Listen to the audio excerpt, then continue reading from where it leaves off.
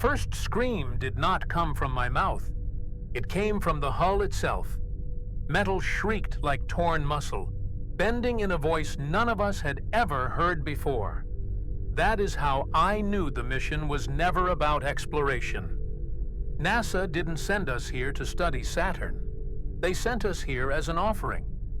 You will read their logo stamped on this log, the familiar blue sphere, the white orbit. But beneath it, in corrupted ink, there is blood. Our blood. I remember the rings when they filled the viewport, dazzling at first, until we realized they were not rings at all. They twitched, not the movement of dust, not gravitational play, fibers flexing, cartilage stretching as if some colossal jaw prepared to close. I pressed my hand against the glass, and the vibration came back through my bones, a throb that felt like the planet itself was inside me. Celine whispered that it was alive, and for the first time in my life, I believed her without doubt. The Chrysalis shuddered, as though Saturn had exhaled against us. Ilya cursed under her breath. Omar tightened his grip on the flight stick. Raynor barked for calm, but the smell gave us away. A sharp tang filled the cabin, copper and salt, the scent of fresh wounds. We were still in orbit, meters away from the rings, yet the ship already reeked of opened flesh. That was the moment I understood what the sealed orders really meant. NASA had known this would happen. They had known all along. And they still sent us into the mouth of a god made of bone and cartilage. I tried to focus on the instruments, but the readings were lies. Gravity surged, then ebbed, as if tides of unseen blood were shifting around us. The temperature inside the ship dropped, then spiked, condensation rolling down steel like sweat down skin. Raynor barked again for control, but his voice cracked. He could not hide the fear, not after the sound came back. A low tremor that vibrated every panel, every bolt, every rib inside our chests. It was not the hum of machinery.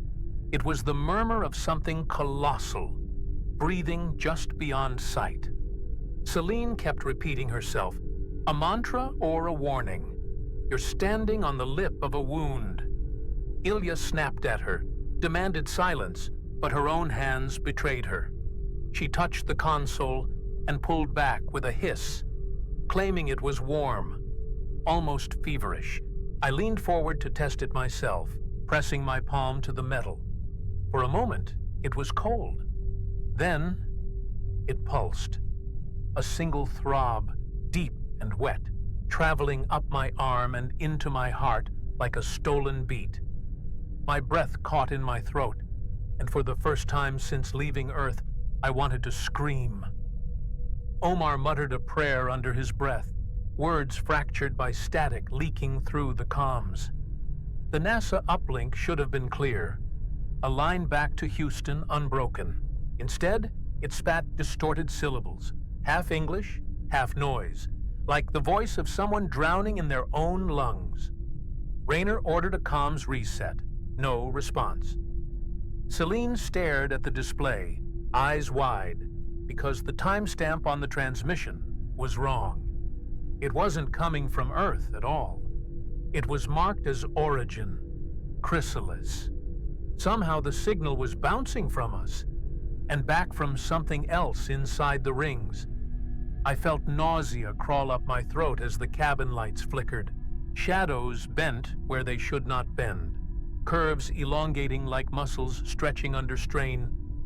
The viewport clouded with frost from nowhere, then cleared, revealing the rings closer than before, though Omar swore he hadn't adjusted orbit. The cartilage arcs flexed, groaned, each band thicker, more textured, ridges rising like tendons under translucent skin. They were not circling Saturn. They were circling us. Raynor shouted for a course correction, his voice breaking with urgency. Omar obeyed, hands trembling on the controls, but the thrusters only stuttered.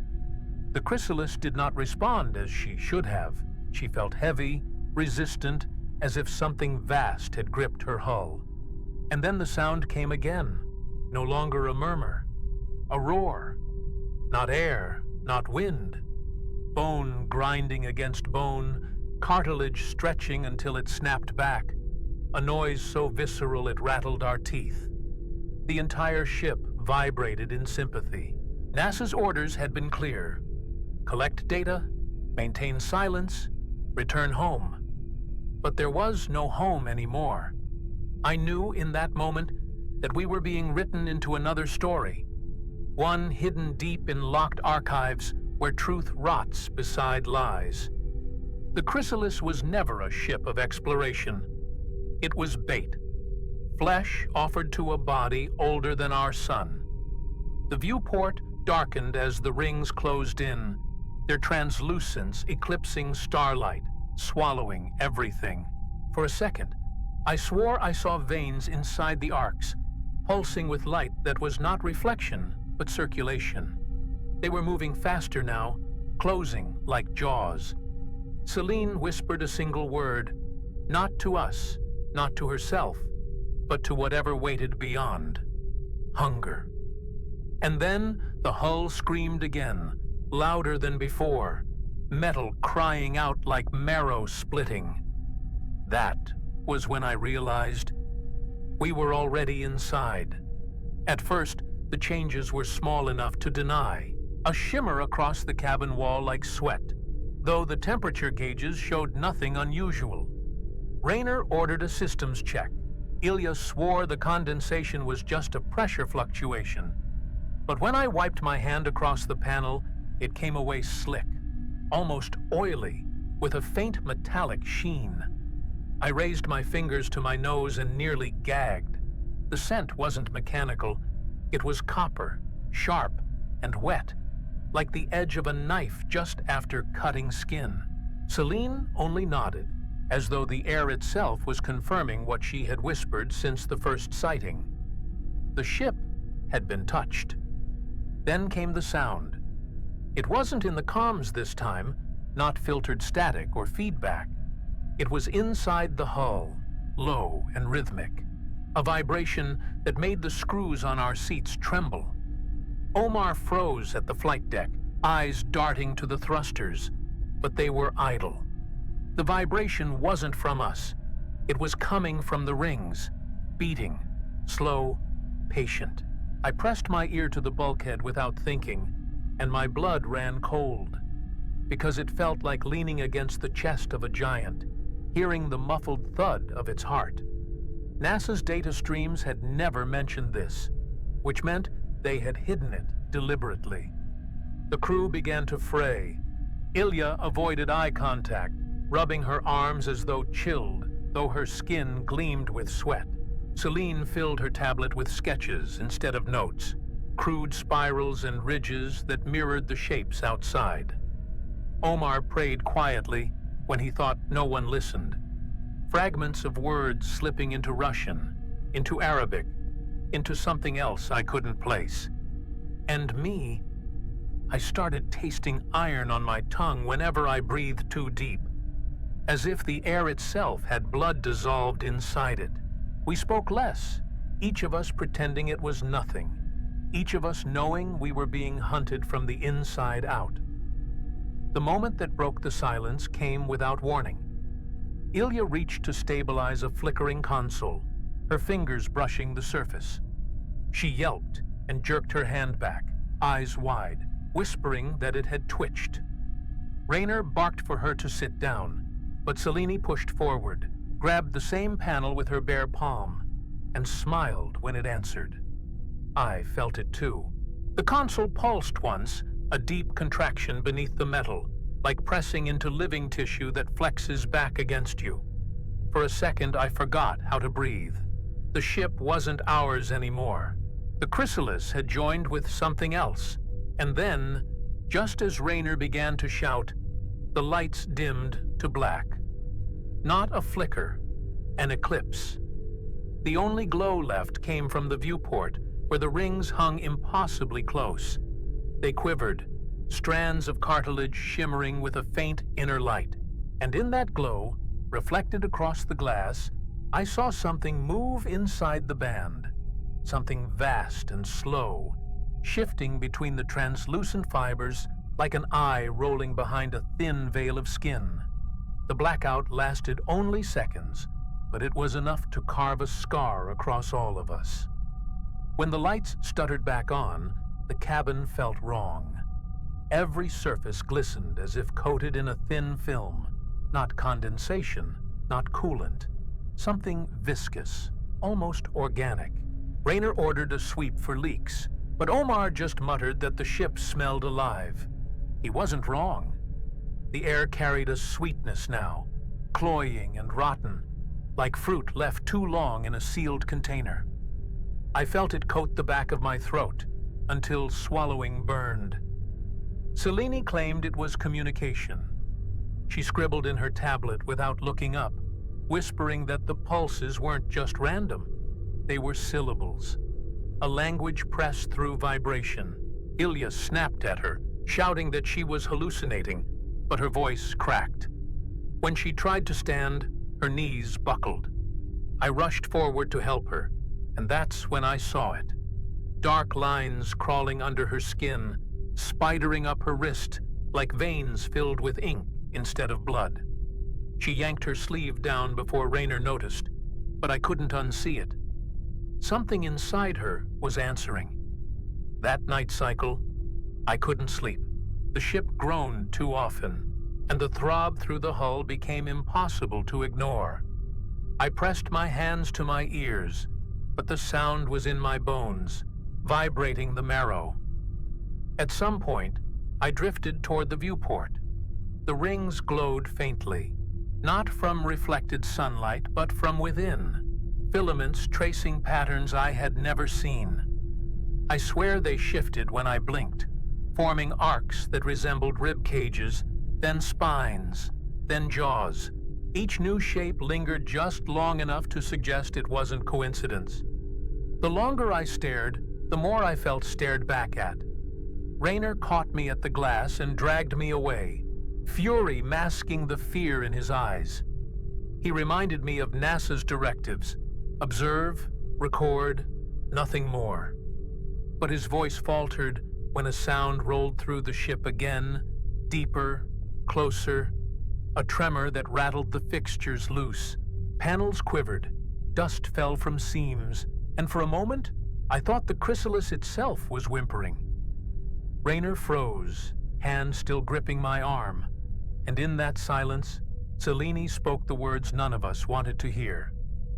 It knows we're here, and it's not alone.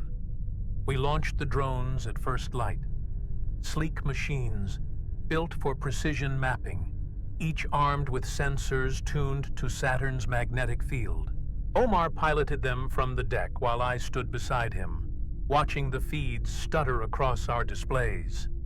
For a moment, they glided smooth, weaving between the arcs of cartilage as if skating on glass. Then, one by one, the signals degraded. Static swallowed their telemetry. Images fractured into jagged streaks. The last frame I caught before blackout made my stomach lurch. A filament, pale and fibrous, curling toward the drone like a tongue.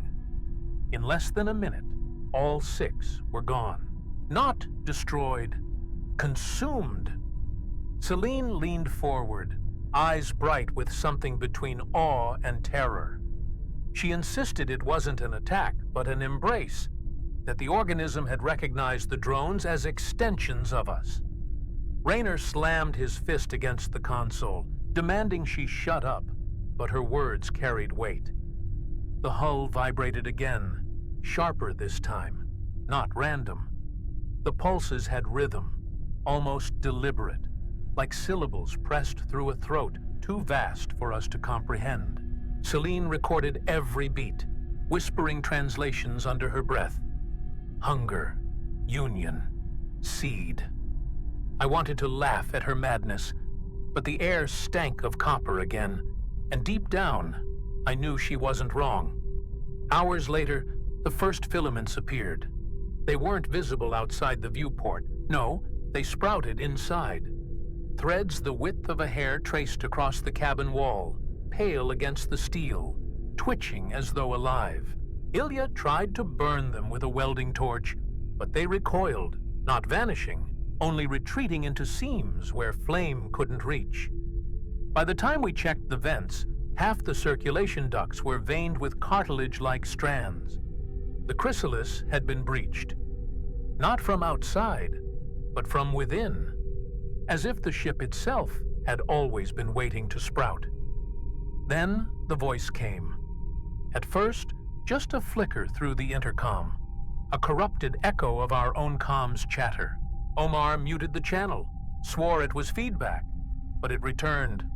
Low, drawn, unmistakably human. The syllables warped, stretched, carrying a tone no synthetic system should carry. "Do not resist," it said, voice grainy, wet, as though lungs were behind it. Raynor froze. Celine's eyes went wide.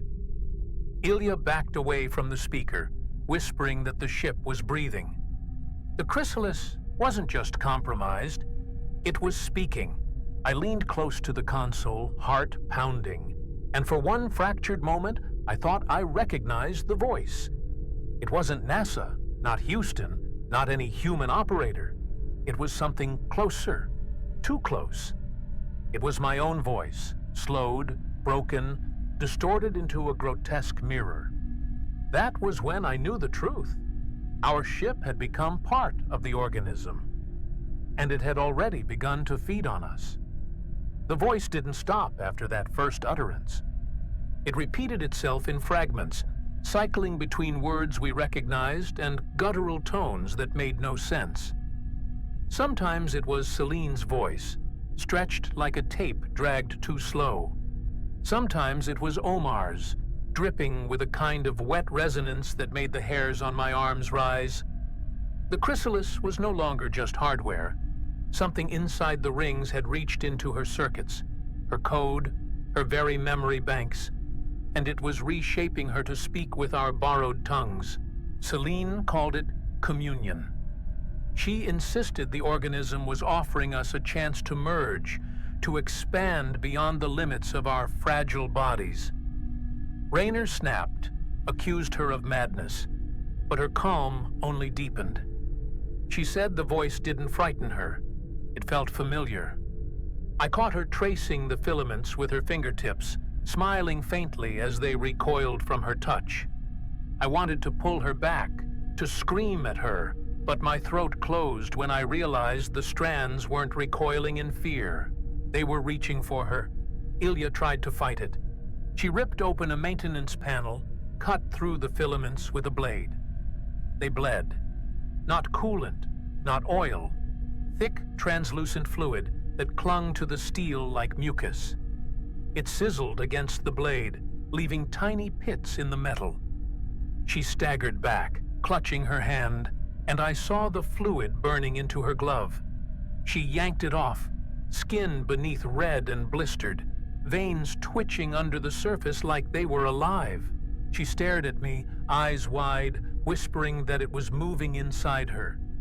Then the consoles flickered again, displays collapsing into static, reforming into shapes that weren't numbers or data streams. Organic patterns, spirals, lattices, repeating ridges like the inside of bone. And beneath the patterns, audio distortion began to stabilize. The voice no longer wavered. It grew stronger, clearer, until there was no denying it. The chrysalis was breathing through the speakers, every intake and exhale rattling our bones. The sound was not mechanical. It was wet. And with each breath, I felt something in the ship exhale with us, as if the walls themselves had grown lungs. Sleep became impossible. Every time I closed my eyes, the hum in the walls grew louder, resolving into voices that didn't belong to me. When I woke, I carried fragments of Celine's dreams in my head, her childhood home by the coast, her father's hand on her shoulder, the salt on her lips. But they weren't mine. I had never been there.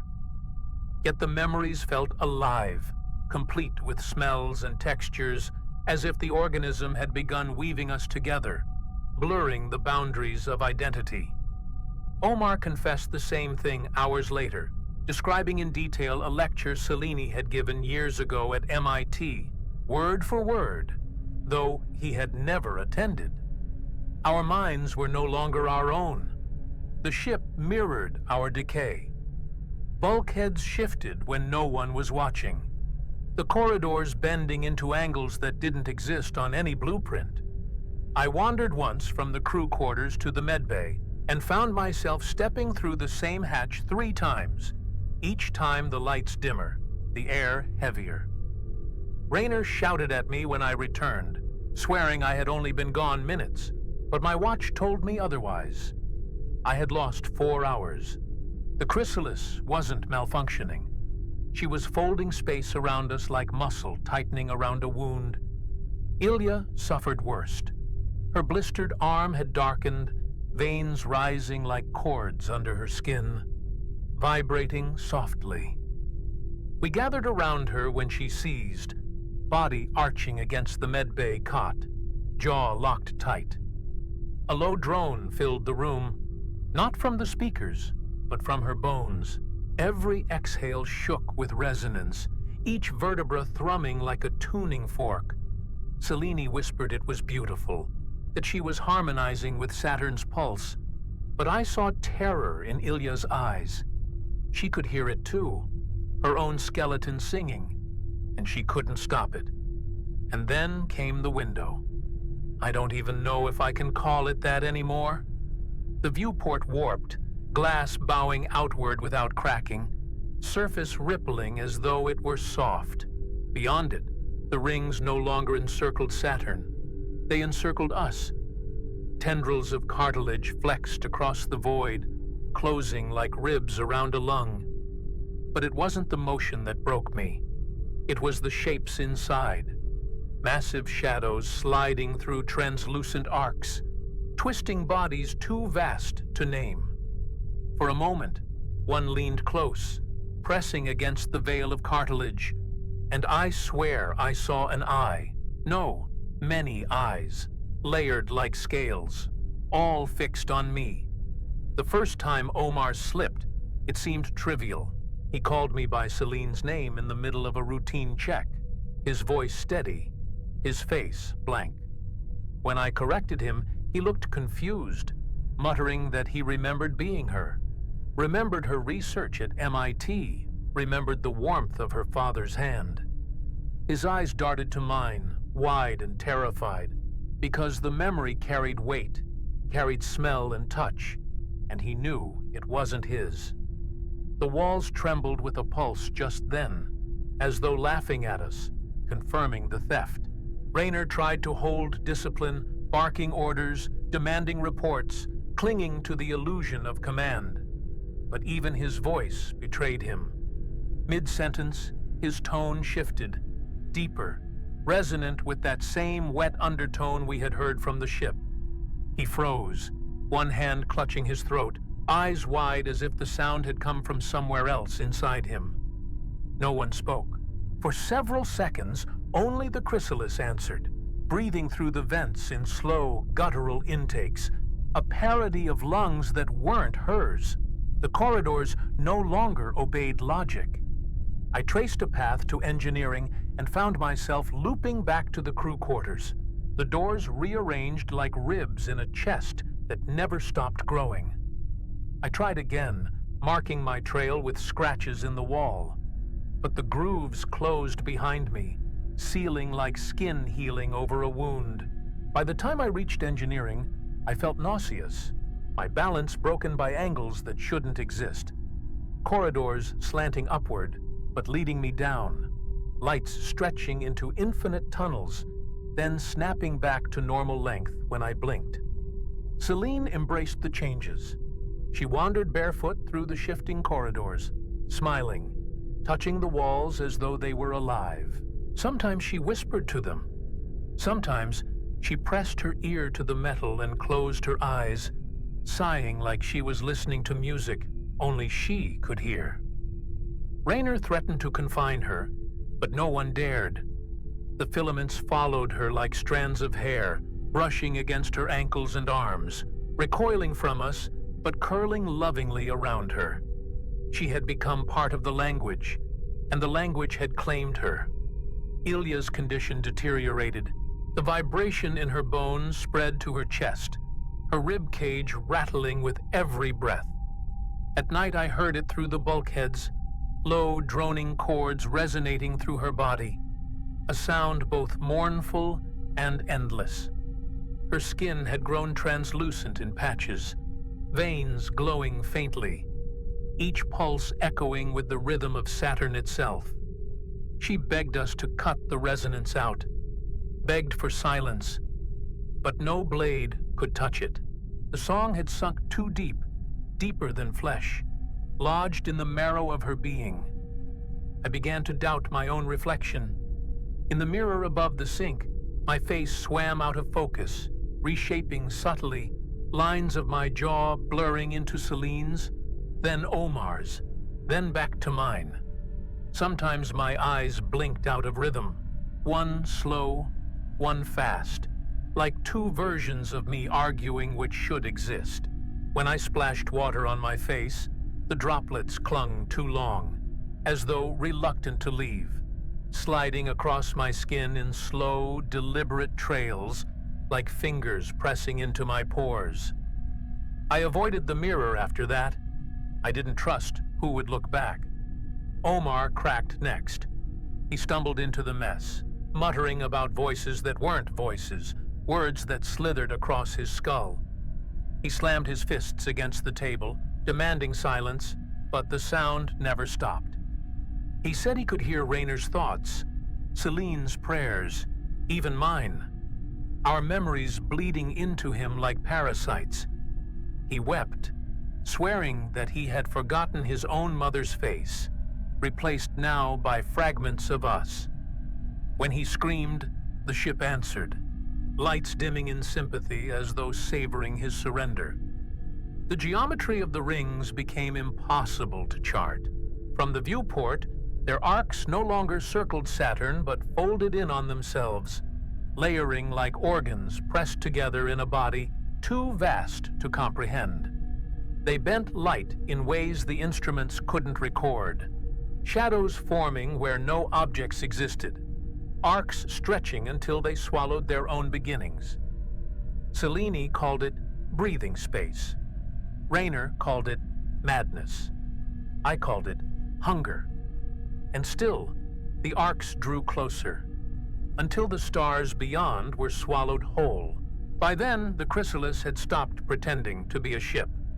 The floor trembled with every pulse, panels softening under our boots, steel sagging as if melting into cartilage. The ventilation ducts moaned like wind through a throat, every draft carrying heat and moisture.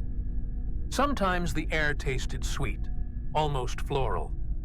Sometimes it burned with salt, like inhaling blood. Celine inhaled deeply, smiling, saying it was the scent of acceptance. I turned away, gagging, the sweetness clinging to my tongue like rot. The night I truly broke was the night I heard my own voice whispering from the walls. It didn't call my name. It begged for release, begged to stop the vibration tearing through my body. I pressed my palms against the bulkhead, trembling, whispering back that I was here. I was alive. The wall pulsed beneath my hands, warm, slick with condensation. And the voice stopped. In its place came silence, then the faintest sound of laughter, soft and wet, echoing through the ship as though Saturn itself had learned how to mock me. Rayner finally snapped. He gathered us in the mess, voice raw, fists clenched, demanding we fight back before the Chrysalis was no longer ours at all.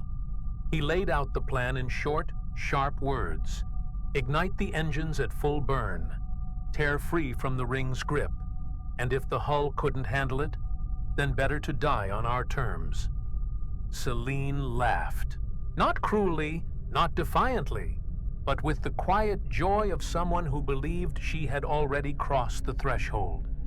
She told him that resistance was pointless, that we weren't prisoners, we were chosen.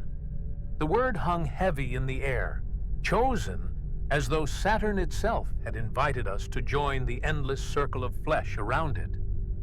Ilya could barely speak through the vibration in her bones, but she whispered her agreement with Raynor. Her voice trembled, vertebrae thrumming like strings, but her eyes burned with determination. Omar sat frozen, torn between command and surrender, sweat streaming down his face. When I asked where he stood, he whispered, "I don't know who I am anymore. How can I choose?" His words cut through me because they echoed what I had felt in silence for days. Ourselves were fraying, unraveling into each other, and the decision before us was no longer just survival. It was identity. The Chrysalis made her preference clear. The lights dimmed when Raynor spoke, flickered violently whenever Selena was silenced, and glowed warm and steady whenever her voice filled the room. Panels pulsed beneath her fingertips, softening into ridges like veins aligning with her heartbeat. She stood taller, radiant, as if the ship had clothed her in invisible authority. Raynor lunged at her, gripping her by the collar, spitting in her face that she was insane. The walls shivered in outrage, a low growl rolling through the bulkheads until his body shook loose from hers. He stumbled back, gasping, and Celine only smiled. We armed ourselves. Omar retrieved the emergency firearms sealed under NASA's authority. Primitive, useless against steel, but maybe not against flesh. He handed one to me, one to Raynor, hesitated before offering one to Ilya. Celine stood unarmed, yet somehow untouchable, whispering that bullets would do nothing against what we had become. She spread her arms, daring us to fire, her silhouette framed by the quivering glow of the viewport. Outside, the arcs of cartilage pressed closer, glistening in a rhythm that matched her pulse. She was no longer only speaking for herself. She was the mouthpiece of Saturn. Raynor barked the command, and Omar engaged the engines. The roar filled the ship, thrusters spitting light, vibration rattling every joint. For a heartbeat, hope surged. I felt the Chrysalis strain forward, the deck plates screaming under thrust. But then came resistance. A deep wrench, like muscle seizing tight. The stars outside remained fixed. We weren't moving. The rings had clenched around us, holding us fast in an unbreakable grip. The thrusters flared brighter, heat flooding the ship, alarms screaming, yet we did not move an inch. Celine's voice rose above it all, soft, serene, whispering, "It won't let us go." And then the ship answered, louder than alarms, louder than engines. Her voice, no longer fractured, no longer distorted. The Chrysalis spoke in perfect clarity, not synthetic, not human, but something in between. "We belong here," she said, her tone pulsing with warmth, with certainty. My hands trembled around the weapon, sweat running down my neck, heart pounding against ribs that felt too fragile to contain it. Raynor raised his pistol, aimed at Celine, finger tight on the trigger. Omar begged him to stop. Ilya screamed through her vibrating chest. And before I could move, the viewport darkened completely, cartilage closing in like the final snap of jaws. Raynor's hand shook as he leveled the gun at Celine, his knuckles white, his lips moving with silent prayers he had never admitted before. The air felt thick, heavy with humidity, that had no place inside a spacecraft. My tongue stuck to the roof of my mouth, tasting iron again, as though the air itself had been steeped in blood. Celine didn't flinch. She stood in the center of the mess, backlit by the pulsing glow of the viewport, strands of cartilage pressing against the glass like fingers eager to reach her. Her smile was serene, beatific, the calm of someone who no longer recognized fear. When the shot rang out, it split the ship like thunder. The round left the barrel, tore across the room, then vanished, swallowed by the air before it ever reached her. We all froze. There was no ricochet, no mark, no smoke, just absence, as though the bullet had never existed. Rayner's eyes went wide, sweat dripping down his temples, and Celine whispered softly, "Do you see now? Even your weapons know which side they belong to." Her words struck deeper than any wound, because I felt the truth in them. The Chrysalis had devoured even our violence. Ilya staggered forward, her body trembling violently, chest vibrating with deep resonance. She screamed, or tried to, but the sound was no longer human. Her voice fractured into chords, layered tones spilling from her throat like an organ pipe possessed. Her knees buckled, blood flecking her lips, and she collapsed onto the deck. I rushed to her, trying to hold her down, but every bone beneath my palms quivered like strings on a violin, humming with an alien frequency. My teeth ached, my skull buzzed, every nerve in my body tuned to her unbearable song. Omar panicked. He raised his gun, not at Celine, but at the walls, firing 3 shots into the bulkhead. The sound was deafening, sparks showering the deck as rounds tore into metal. For a heartbeat, silence. Then the walls bled. Thick, translucent fluid seeped from the holes, running in rivulets that glowed faintly in the emergency lights. The smell was unbearable. Sweet, coppery, rancid, all at once. The Chrysalis groaned, a deep animal howl rolling through the decks, and I knew Omar had only wounded her, not killed her. Celine screamed at him, not with fear, but fury.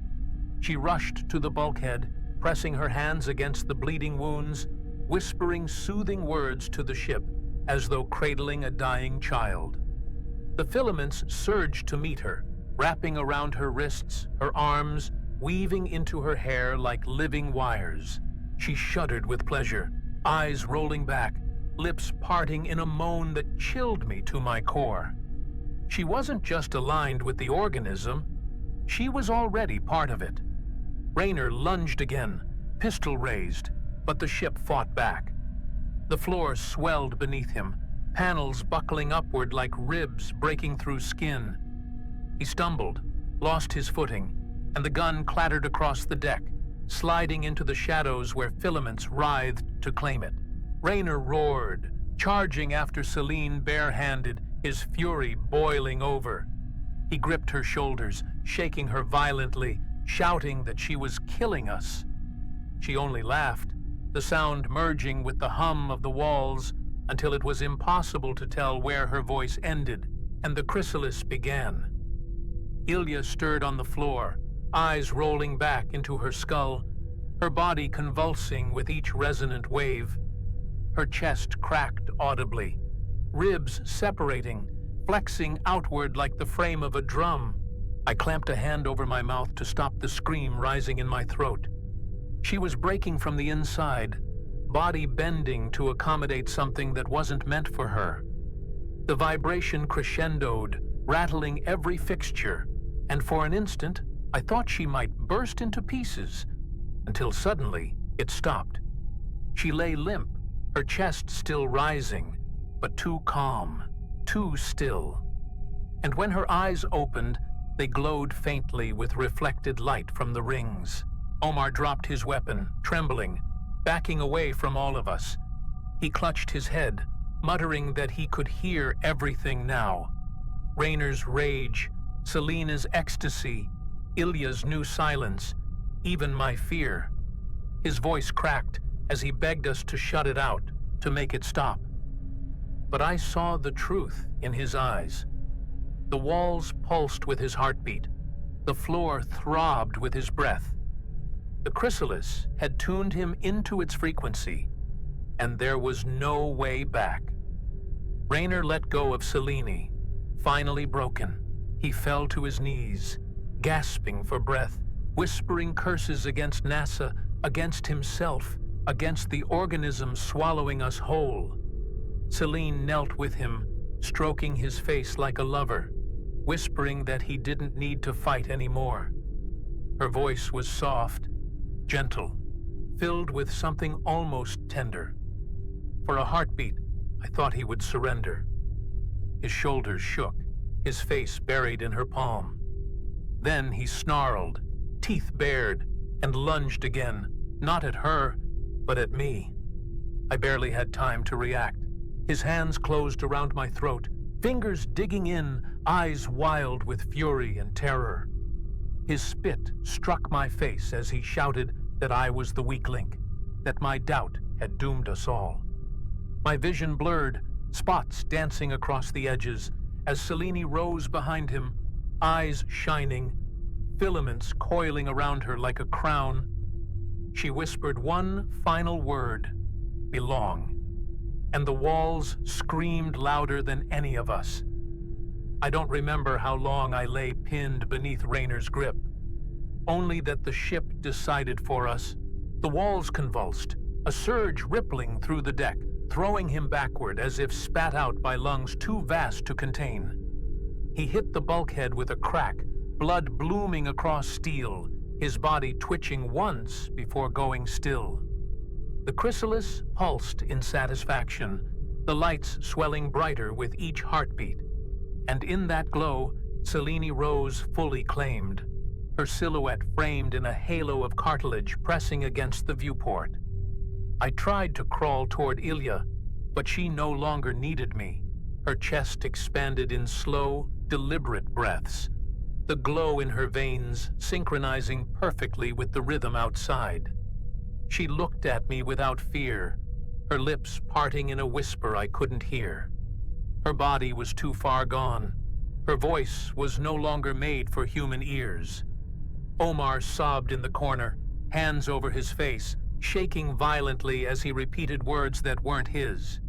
He was already merged into the chorus, a vessel for voices older than language. The ship stilled then, as if holding its breath. For a moment I thought it was over, that perhaps we had passed some trial and been accepted. But silence is never kindness here. The comms flickered, screens lighting up with the insignia of NASA, clean and sharp against the corrupted static. A log began to play, calm voices of engineers decades old, speaking of Cassini, of Voyager, of sightings they had buried. They had known the rings were alive. They had known. And still, they had sent us.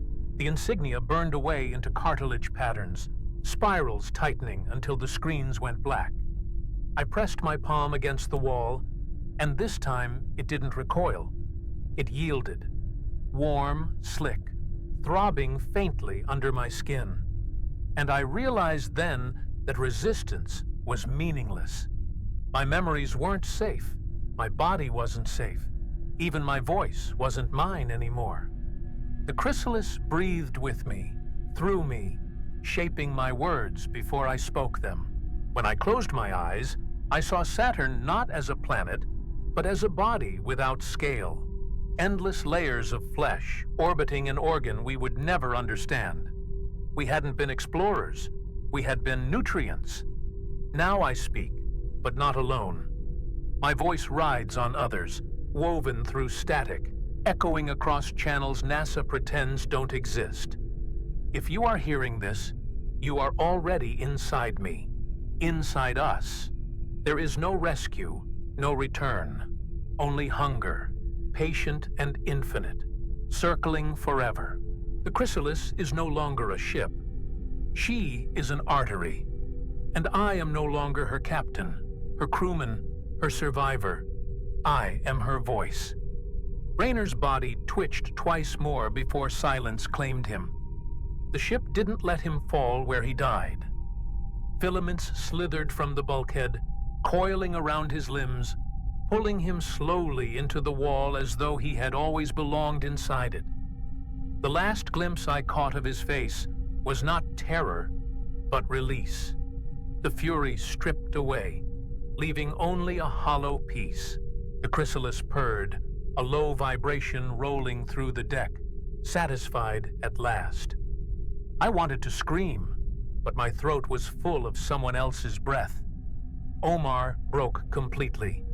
He clawed at his own skin, shouting that voices were nesting beneath it, that he could feel them crawling through his veins.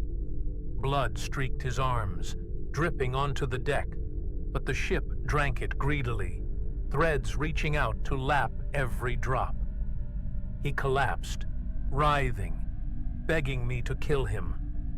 I couldn't, not because of mercy, but because I no longer trusted that death was possible here. His eyes rolled back, and when they opened again, they glowed faintly gold, reflecting the pulse of the rings. Omar's voice split, layered in chords that echoed Celine's. He was gone. Ilya lay still, but not lifeless. Her ribs opened and closed in slow rhythms, no longer shaped for breathing, but for resonance. Each inhale was silent, but each exhale shivered the air, humming like a bow dragged across a cello string. She was the ship's instrument now, her body tuned perfectly to Saturn's frequency. When her gaze drifted toward me, there was no plea, no recognition, only music. I turned away before I could see myself reflected in her eyes. Celine had stopped pretending she was separate. She stood with her arms spread wide, filaments braided into her hair like a crown. Her body fused into the bulkhead, up to her elbows.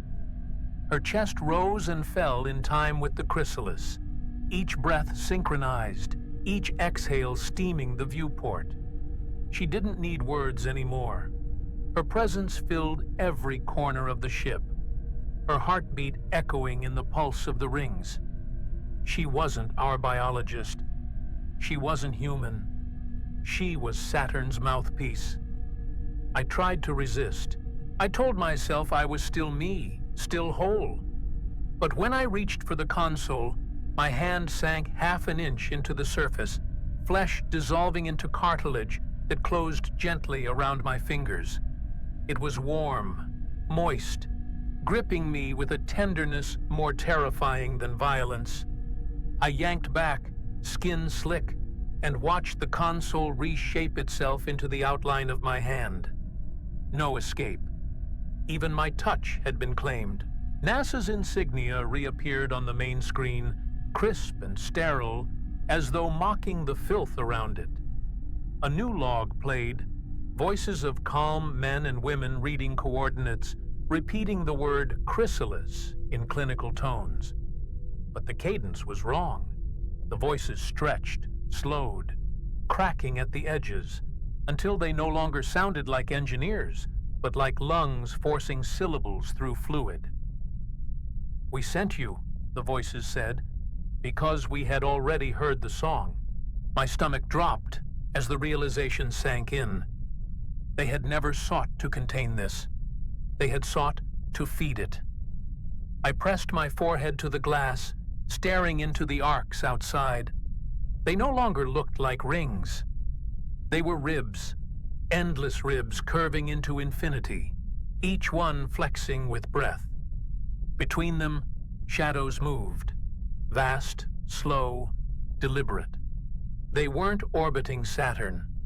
They were orbiting me, and for a single, shattering moment, I understood the truth. We hadn't been swallowed by the planet.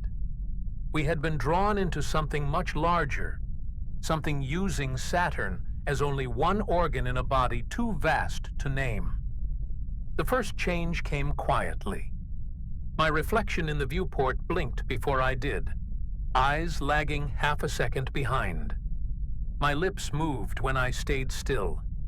Then my reflection smiled, softly, knowingly. While my face remained frozen in horror, I backed away, heart pounding, but my reflection stayed, watching me with infinite patience. The ship hummed in approval, a parent pleased by a child's first step. Voices crowd me now, overlapping, whispering truths I don't want but cannot deny. They tell me NASA has sent others before, their bones already woven into the cartilage arcs. They tell me my voice will carry farther than theirs, that my transmission will seed more listeners, more offerings. I try to cover my ears, but it doesn't matter. The sound comes from inside, echoing through marrow and blood. Silence no longer exists for me. So I record this, the last fragment of myself, though even these words are not purely mine. They are shaped, molded, pulled through the filter of a throat that no longer belongs to me. If you are listening, you are part of me already. My breath fills your lungs. My words vibrate your bones. Saturn is only the beginning. The hunger spreads outward, slow but certain, and each orbit draws more into its circle. NASA knows. They will keep sending you. They will always keep sending you. I feel the Chrysalis shift beneath me, her hull soft, her pulse steady. We are no longer crew and vessel. We are artery and blood, thought and echo. The rings close tighter, cartilage glistening with light, and somewhere beyond the viewport, something stirs, vast, endless, opening its eye. I cannot look away. I don't want to. The mouth yawns wider, and I finally understand. We were never explorers. We were always the meal. Saturn waits, the rings flex, and somewhere in the silence between stars, something opens its jaw a little wider. If you made it this far, thank you for being part of ORIS-X. Don't forget to like the video, drop a comment with your thoughts, and subscribe to the channel. Every bit of support helps bring these transmissions to more listeners. See you in the next one.